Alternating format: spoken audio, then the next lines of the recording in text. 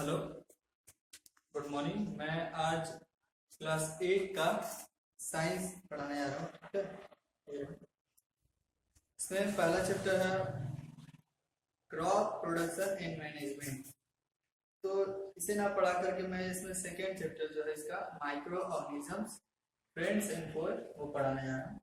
ठीक है, micro organisms friends and four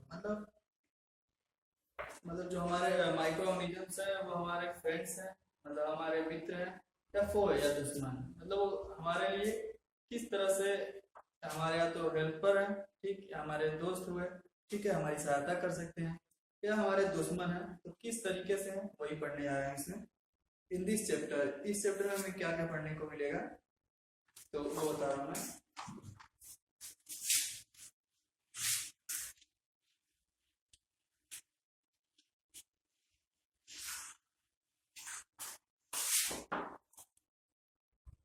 इस चैप्टर में चार चीजें हैं पढ़ने में। ठीक, पहला टॉपिक है इसमें माइक्रो ऑर्गेनिजम्स।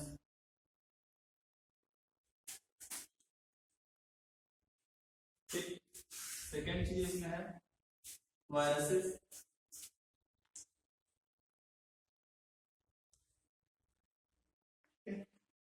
थर्ड इसमें टॉपिक है वो है फ्रेंडली माइक्रो ऑर्गेनिज्म।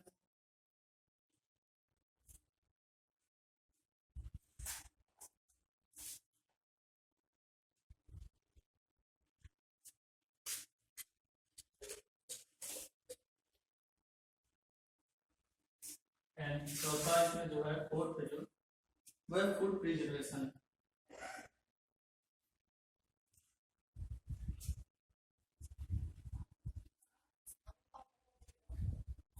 ठीक, तो इस पूरे चैप्टर में चार चीजें पढ़नी है। माइक्रो ऑर्गेनिजम्स के बारे में पढ़ना है। ठीक, तो सूक्ष्म जीव होते हैं वो क्या होते हैं उनके बारे में पढ़ना पड़ेगा। सेकेंड वायरसेस, वायरस क्या होते हैं। फ्रेंडली माइक्रो ऑर्गेनिजम्स मतलब ऐसे माइक्रो ऑर्गेनिज्म, ऐसे सूक्ष्म जीव जो हमारे लिए मतलब हमारे मित्र के समान है। फ्रेंडली मतलब हमारे लिए हेल्पफुल होते हैं, ठीक है, हमारी सहायता करते हैं। किस तरीके से वो आगे पढ़ने को मिलेगा। एंड फोर्थ टॉपिक है इसमें फूड प्रिजर्वेशन, मतलब हम माइक्रो ऑर्गेनिजम्स से कैसे फूड को प्रिजर्व कर सकते हैं। तो आगे चीजें मिलेंगी, पढ़ते हैं इसमें। Apart from various plant and animals, there are numerous invisible living organisms around us called microbes or microorganisms। मतलब पौधे हुए, जो एनिमल्स हुए, जानवर हुए, इनके अलावा भी बहुत से ऐसे इनविजिबल लिविंग ऑर्गेनिजम्स हैं, मतलब ना दिखने वाले, ठीक है, ना दिखने वाले ऐसे छोटे छोटे जीव हैं जिन्हें हम माइक्रोब्स कहते हैं या माइक्रो ऑर्गेनिजम्स कहते हैं। It is our general experience that in monsoon moist bread get greenish patches making it worthless to eat। हमने ये देखा होगा कि जब मानसून के सीजन में जब बरसात होती है तो जो हमारा ब्रेड है, जो ब्रेड हम खाते हैं, उस पे कुछ ग्रीनिश पैचेस मतलब हरे हरे धब्बे जैसे पड़ जाता है जो उसको खराब कर देता है, मतलब हम उसे नहीं खा पाते हैं। तो क्या होते हैं, if you happen to watch the sun through a magnifying glass, और हम इसे किसी एक मैग्नीफाइंग ग्लास से देखें, जो ब्रेड हमारा जो सड़ गया है, खराब हो गया है, उस पर ग्रीनिश हरे हरे पैचेस धब्बे पड़ चुके हैं, उन्हें अगर हम मैग्नीफाइंग ग्लास से देखें तो क्या देखते हैं, you would find tiny round organisms moving around. तो हमें उसमें देखने को मिलेगा कि ऐसे बहुत छोटे छोटे ऑर्गेनिजम्स उस पे से घूमते हुए नजर आएंगे। ठीक है, bacteria, fungi, protozoa and algae are the four main group of microorganisms. तो जो हमारे सूक्ष्म जीव माइक्रोऑर्गेनिजम्स हैं उनके चार चार मेन ग्रुप बताया है इसमें ठीक है, फोर मेन ग्रुप है इसमें। माइक्रोऑर्गेनिजम्स को में हम क्या पढ़ने वाले हैं, कौन कौन से माइक्रोऑर्गेनिजम्स हैं। पहला इसमें दिया है बैक्टीरिया,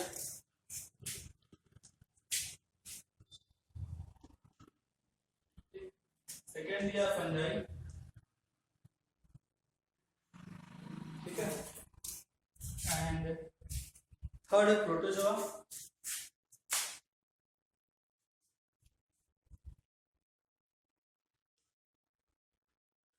एंड फोर्थ इसमें algae.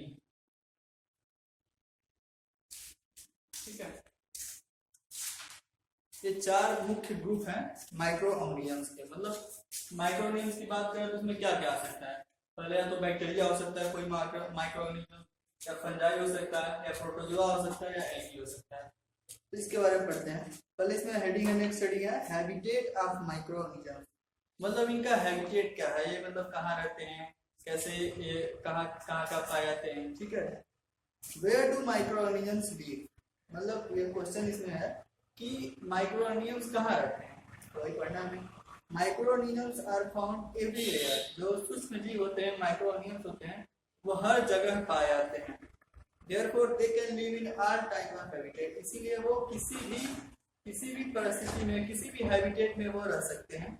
Their habitat can be any of the following, मतलब इसमें से कुछ भी हो सकता है, होता है आपको। पहला है एयर, ये हवा में हो सकते हैं। माइक्रो ऑर्गेनिजम्स हम हवा में भी देखते नहीं रहता है, ऐसे देख लीजिए कोरोना वायरस जो चल रहा है आजकल, तो वो भी हवा में घूम सकते हैं, हवा में रह सकते हैं, ठीक है, वो हवा में पाए जा सकते हैं। फिर इसमें सेकेंड है कि water including hot spring water and ice cold water, salty sea water, मतलब माइक्रो ऑर्गेनिजम्स पानी में भी पाए जा सकते हैं, चाहे वो हॉट स्प्रिंग वाटर हो, मतलब ऐसे जगह जहाँ पानी बहुत थोड़े गर्म होते हैं, ठीक है, वहां पे भी हो सकता है। आइस कोल्ड वाटर, जो अगर बहुत ही ठंडा पानी हो, आइस कोल्ड वाटर हो, तो उसमें भी माइक्रो ऑर्गेनिजम्स पा सकते हैं। एंड तीसरा है साल्टी सी वाटर, जो खारा समुद्री पानी है, उसमें भी माइक्रो ऑर्गेनिजम्स पाए जा सकते हैं। थर्ड इसमें है सॉइल, मिट्टी में, हाँ बिल्कुल, including the soil of desert and marshy lands, चाहे वो मिट्टी मतलब डिजर्ट्स का हो, मतलब रेगिस्तान में हो, वहां पे भी जो मिट्टी है उसमें माइक्रो ऑर्गेनिजम्स मिल सकते हैं, या फिर मार्सी लैंड्स हो, वहां पे भी सॉइल्स में माइक्रो ऑर्गेनिज्म पाए जा सकते हैं। Dead and decaying organic matter, जो अगर कोई जानवर मर जाता है या फिर कोई ऐसी चीज जो सड़ी गली हो, उसमें भी माइक्रो ऑर्गेनिजम्स हो सकते हैं, उसमें भी माइक्रो ऑर्गेनिजम्स मिल जाते हैं। Inside the body of animals and human, हमारी जो जानवर है या फिर खुद हम ही जो है, हमारे बॉडी के अंदर भी माइक्रो ऑर्गेनिजम्स पाए जाते हैं। आप इंटेस्टाइन के बारे में जानते होंगे, तो इंटेस्टाइन में भी एक माइक्रो ऑर्गेनिजम्स पाया जाता है, ठीक है, टैपवर्म उसका नाम होता है। टैपवर्म ऐसे वो वर्म होते हैं सब। फिर some microorganisms grow on other organisms while some other exist freely, कुछ ऐसे माइक्रो ऑर्गेनिजम्स होते हैं जो किसी दूसरे जीव पे ग्रो करते हैं, किसी दूसरे जीव पे उगते हैं। जैसे हम किसी अगर कोई जानवर देखें, उसको कहीं कट उठ जाए, अगर कहीं घाव लग जाए हमें ही, उस पे माइक्रो ऑर्गेनिजम्स जरूर पाए जाएंगे, उस पे उनका अटैक हो जाता है, वो उसको लगते हैं डिकम्पोज करने, तो वो दूसरे किसी जीव पर भी ग्रो कर सकते हैं, ठीक है। And while some other exist freely, जबकि कुछ ऐसे माइक्रो ऑर्गेनिजम्स भी होते हैं जो फ्रीली पाए जाते हैं, मतलब वो अकेले मिल सकते हैं, वो ऐसा जरूरी नहीं कि कहीं किसी के जानवर मतलब किसी जानवर के ही ऊपर पाया जाए, तो फ्रीली भी एग्जिस्ट करते हैं।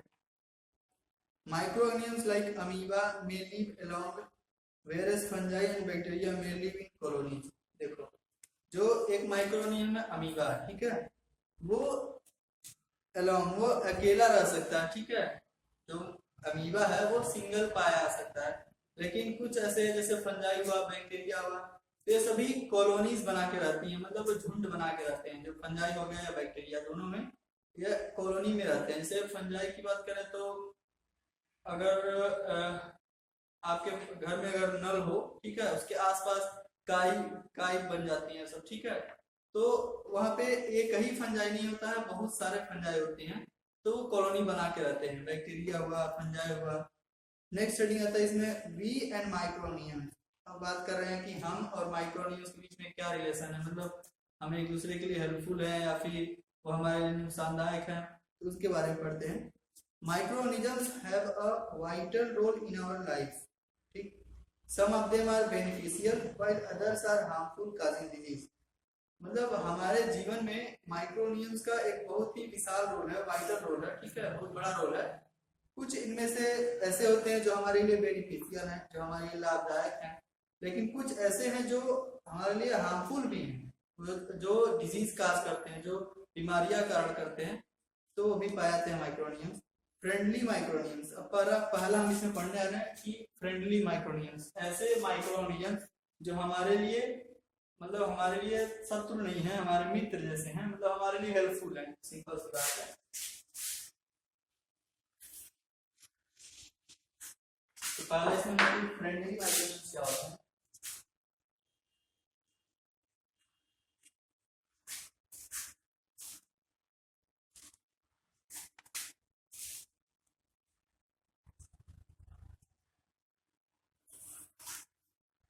फ्रेंडली माइक्रोवेव लिखा है, the microorganisms which are useful for us are called friendly microorganisms। ऐसे सूक्ष्म जीव जो हमारे लिए यूजफुल हो, मतलब जो हमारे लिए उपयोगी हैं, ऐसे माइक्रोऑर्गेनिज्म फ्रेंडली माइक्रोऑर्गेनिज्म कहलाते हैं।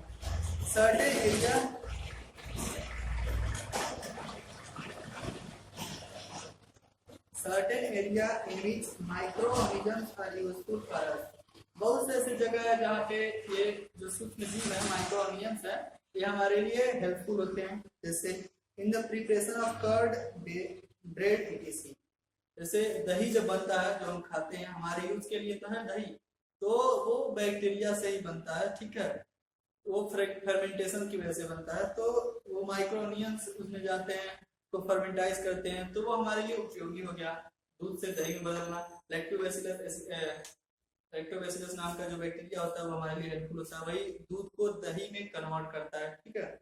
फिर ब्रेड बनाने में भी माइक्रोनियंस का काम है, फंजाई होता है, तो वो ब्रेड बनाने का काम आता है, जो हमारे लिए यूजफुल है, हम उसका यूज करते हैं, उसको खाते हैं। In the production of alcohol, हाँ, एल्कोहल बनाने में भी माइक्रोऑर्गेनिज्म्स का यूज होता है, ईस्ट होता है, ठीक है। ईस्ट जो एल्कोहल को बनाता है, वो फर्मेंटेशन की वजह से ही, मतलब एक अगर रॉ मटेरियल जैसे जिससे एल्कोहल बनता है, उसको ऐसे छोड़ दिया जाता है, इसमें ईस्ट को ग्रो कराया जाता है, वो उसको फर्मेंट कर करके एल्कोहल तैयार कर देता है, ठीक है। नेचुरली 30% कंसंट्रेटेड एल्कोहल ही एक ईस्ट बना सकता है। मतलब जैसे आप कहीं देखे होंगे कि अगर वाइन या अल्कोहल के बारे में पता होगा, पता नहीं, मुझे नहीं पता, जैसे किसी में 40%, 42%, 80% एल्कोहल कंटेंट लिखा रहता है, लेकिन नेचुरली जो ईस्ट बनाते हैं नेचुरली नेचुरल तरीके से एल्कोहल, वो सिर्फ और सिर्फ 30% ही प्योर एल्कोहल बना सकते हैं। मतलब अगर इस डाल के हम बना रहे हैं एल्कोहल को, तो सिर्फ 13% कंसंट्रेशन ही रहेगा एल्कोहल का, प्योर एल्कोहल का, लेकिन फिर भी कैसे, मतलब हमारे जो एल्कोहल बहुत से मिलते हैं, उसमें 100% भी एल्कोहल होता है, ठीक है, एब्सोल्यूट एल्कोहल भी होता है, जो सैनिटाइजर के तौर पर यूज हो रहा है आजकल, और भी चीजें उसकी यूज होती हैं, लेकिन इतना कंसंट्रेशन बनाते कैसे हैं, जबकि नेचुरल तरीके के देखा जाए तो 30% के बाद अगर कंसंट्रेशन मान लो 1 लीटर पानी है, ठीक है, उसमें अगर कंसंट्रेशन 30% हो गया अल्कोहल का, उससे अगर थोड़ा भी बढ़ा अल्कोहल का कंसंट्रेशन, तो जो ईस्ट वो अल्कोहल बना रहा है वो तुरंत मर जाता है, ठीक है। अगर 40% यहाँ पे कंसंट्रेशन है अल्कोहल का, तो जो ईस्ट इस अल्कोहल को बना रहा है वो डेड हो जाएगा, मर जाएगा, लेकिन फिर भी हमें मार्केट में 42%, 80%, 100% तक के अल्कोहल मिलते हैं। तो ये सभी होती है इसको क्या करते हैं कि इसको और कंसंट्रेट करते हैं। कंसंट्रेट मतलब इसको मान लो अगर एक बाल्टी में पानी में, ठीक है, अगर हमने एक गिलास चीनी डाला, उतना मीठा नहीं लगेगा, लेकिन उसको हम गर्म करते जाए तो क्या होगा, पानी उड़ता जाएगा, और मान लो ऐसा हुआ कि इतना गर्म कर दिया हमने, इतना पानी निकल गया कि सिर्फ एक जग ही टोटल सोल्यूशन एक जग बचा हमारा, तो बताओ पहले मीठा होगा कि अब मीठा होगा। जब एक बाल्टी हमने 1 गिलास चीनी डाला था, उतना मीठा नहीं लगेगा, मतलब उसमें जो शुगर है उसका कंसंट्रेशन बहुत कम था, लेकिन अब जो एक जग जो बचा है उसमें तो बहुत ज्यादा मीठा लगेगा, क्योंकि इसमें जो शुगर है हमारा उसका कंसंट्रेशन बहुत ज्यादा बढ़ गया। इसी तरह से कंसंट्रेशन को बढ़ाया था, लेकिन नेचुरली माइक्रो ऑर्गेनिजम्स की वजह से अगर अल्कोहल बनाए हम, तो सिर्फ 30% कंसंट्रेटेड अल्कोहल ही बना सकते हैं। ये तो एक्स्ट्रा चीज थी, यानी कि उतना ज्यादा जरूरत नहीं है।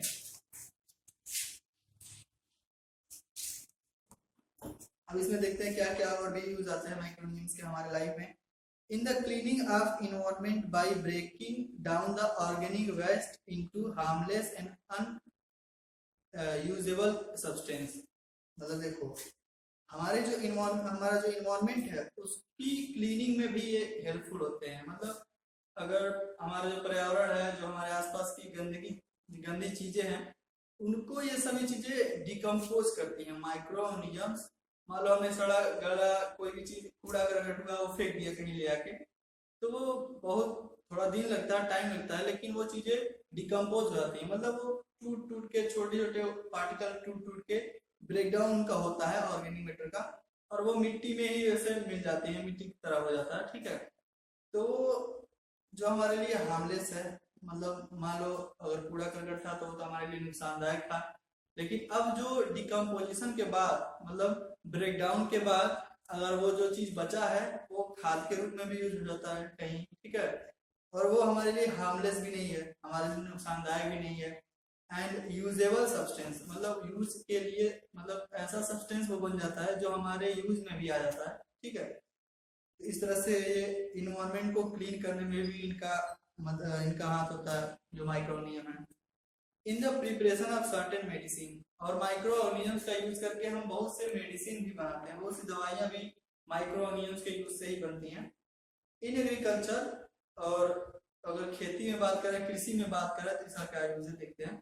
For improving the soil fertility, मिट्टी की उर्वरता, क्या कहते हैं उसे, उर्वरकता, ठीक है, मतलब उसकी फर्टिलिटी को बढ़ाने के लिए भी माइक्रो ऑर्गेनिजम्स का यूज किया जाता है, ठीक। तो इसमें एक और हेडिंग आता है,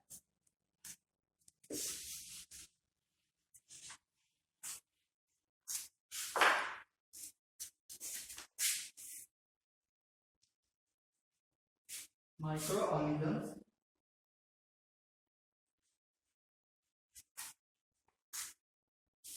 फॉर कॉमर्शियल यूज।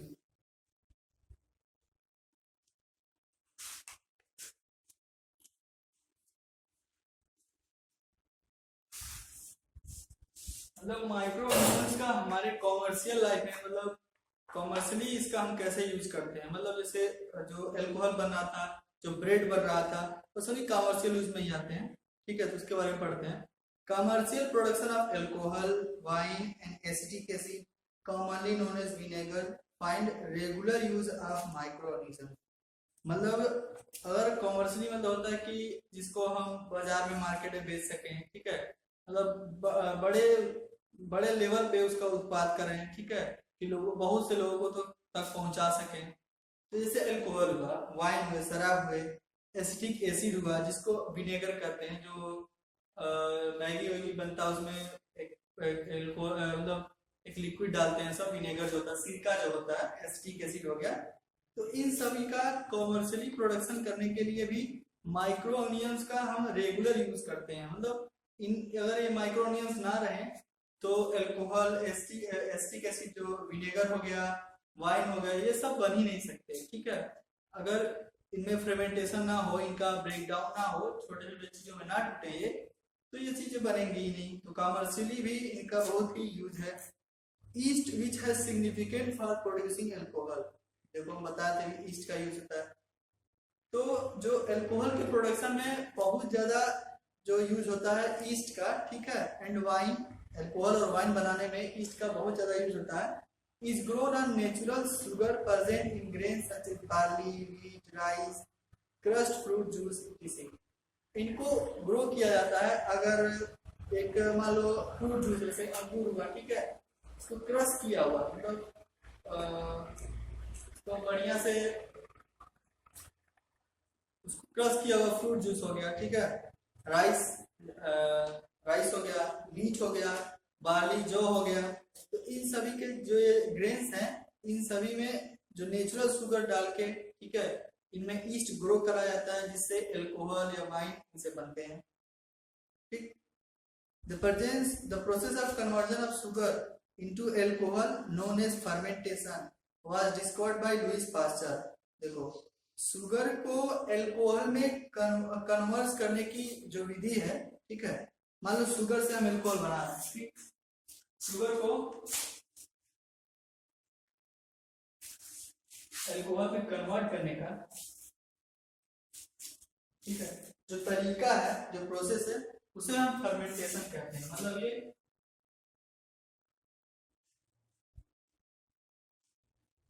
फर्मेंटेशन की वजह से ही शुगर अल्कोहल में बदला। शुगर मतलब क्या हुआ, हम अभी बहुत से एग्जांपल लिए, जैसे फ्रूट जूस कहे हैं, राइस कहे हैं, मीट कहे हैं, इन सभी में शुगर पाए जाते हैं। शुगर मतलब कार्बोहाइड्रेट चीजें, ठीक है। ग्लूकोज भी तो एक शुगर ही है, तो वो कार्बोहाइड्रेट में आता है। तो जो फ्रूट जूस होते हैं उनमें कार्बोहाइड्रेट पाया जाता है, रीच हुआ, राइस हुआ, इनमें भी कार्बोहाइड्रेट या शुगर पाए जाते हैं। तो इन्हीं सभी का यूज करके शुगर को अल्कोहल में बदलने का जो प्रोसेस है उसे फर्मेंटेशन कहते हैं, by the help of east, east की मदद से, ठीक है। हम ये करते कैसे हैं, ईस्ट की मदद से, ठीक। और इसको ढूंढा था लुईस पास्चर ने, ठीक है, डिस्कवर हुआ था लुईस पास्चर द्वारा।